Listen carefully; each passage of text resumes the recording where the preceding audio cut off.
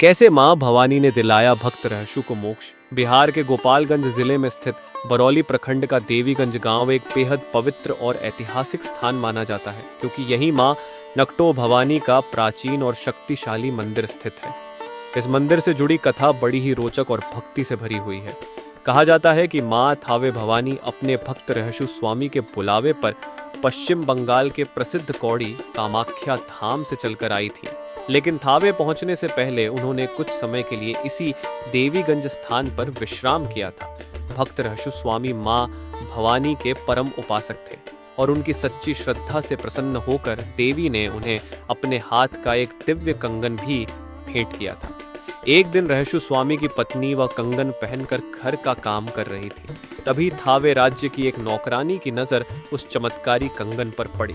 उसने तुरंत इसकी सूचना महारानी को दी और खबर महाराजा मनन सेन तक पहुंच गई। कंगन देखने के बाद महाराजा जिद पर अड़ गए कि अगर यह सचमुच मां भवानी ने दिया है तो दूसरा कंगन भी दिखाया जाए और देवी के साक्षात दर्शन कराए जाएं।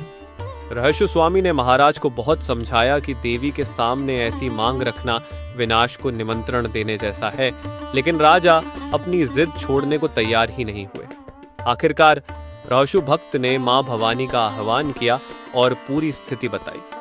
देवी ने पहले तो अपने भक्त से कहा कि राजा को समझाने की कोशिश करें, लेकिन जब राजा नहीं माने तब मां भवानी कामरूप से थावे के लिए चल पड़ी।